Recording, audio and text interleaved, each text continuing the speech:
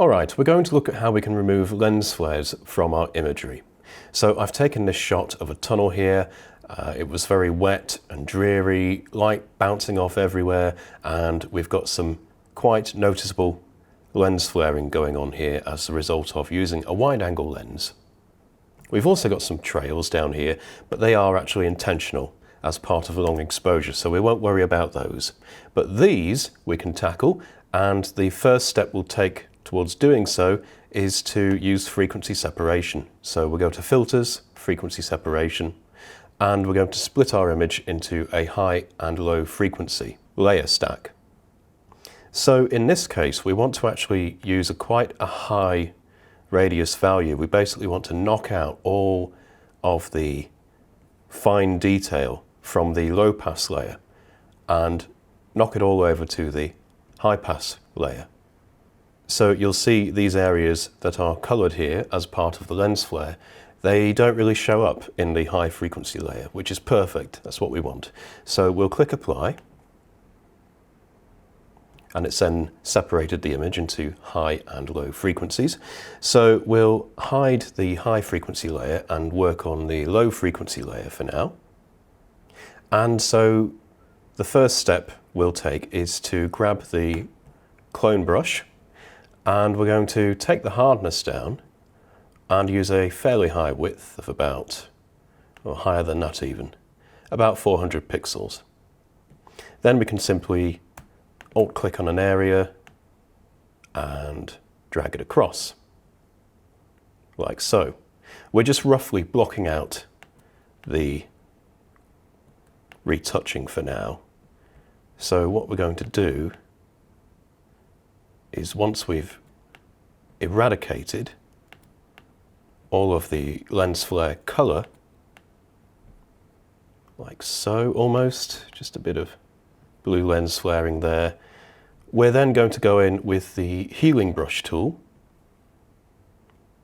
Again, we've got the hardness set to 0%, so that's perfect. We'll just increase the brush size a little bit to about 500 pixels, and then just to kind of help our retouching blend in a bit better, we'll use the healing brush tool instead.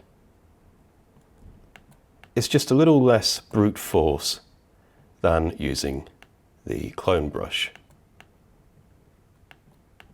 It's more useful for tonally matching areas. Okay, so we're not out of the woods yet. We've got a doorway to tackle down here. So again, what we'll do is pick up the clone brush, use a smaller width this time of about 240 pixels, alt-click on an area of the doorway that's not covered with the lens flare and just clone it down here. And then we'll tackle the sides as well. So this is the great thing about using frequency separation, because it allows us to tackle the low and high frequencies separately. And really, without doing this, we wouldn't be as successful, well, as nearly as successful with our finished result. So at this point then, we'll go ahead and show the high frequency layer. Now, a couple of things to note. The lens flare up here is almost gone. There's just some purple and yellow tinting we can see.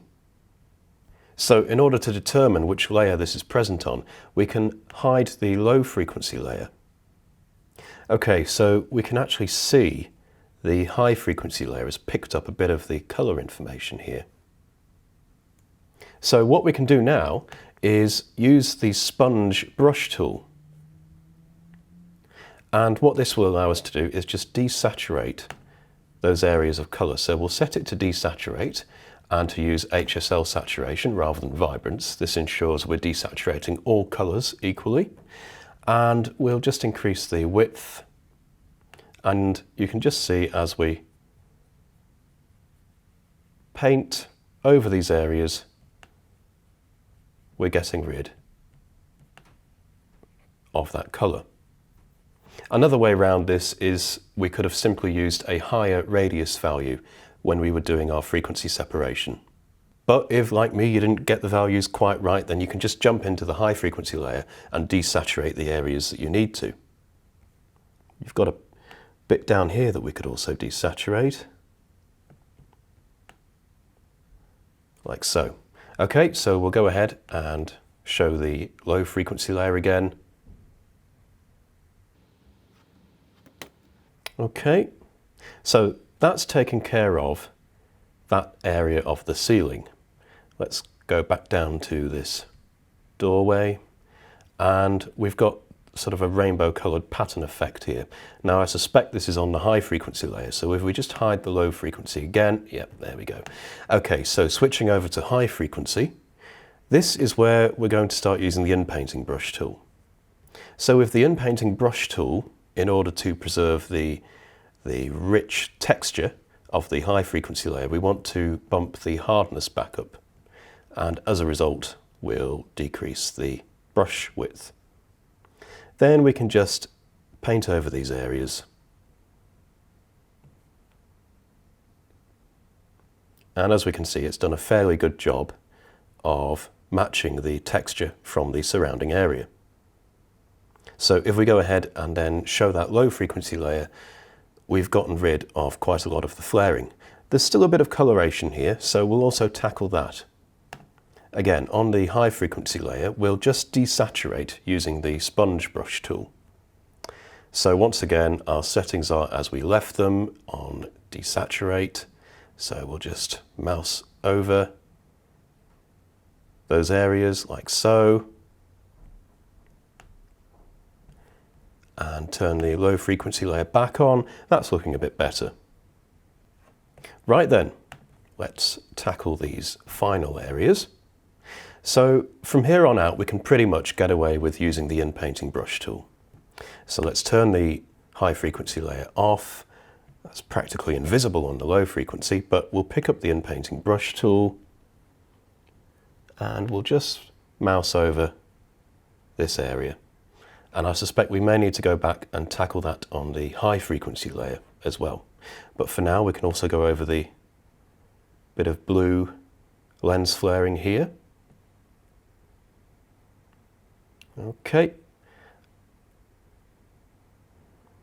We'll actually go ahead and, I lied, we'll switch over to the sponge brush tool.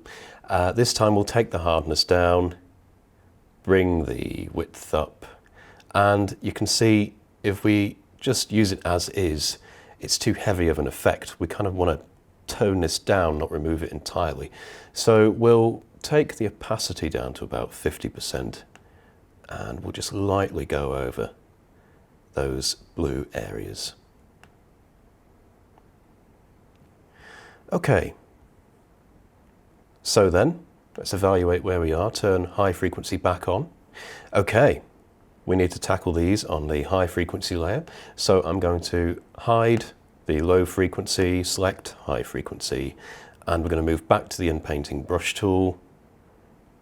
Go in, I'm just going to use a smaller brush width and just go over the affected areas. Okay. And the inpainting brush will make a pretty good job of texture matching on the high frequency layer, so we don't really need to worry about that. Let's just see if we've got any other areas we can tackle. Nope, that seems to be about it. So let's just turn the low frequency back on, and there we go.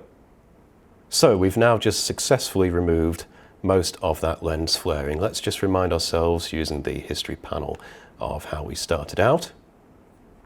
Yep, very visible lens flaring, and with a bit of frequency separation and manual retouching, we've ended up with this result. So hope that's been helpful. If you have any questions or queries, please do ask on the Affinity forums, and don't forget to check out the other video tutorials. Thank you for watching.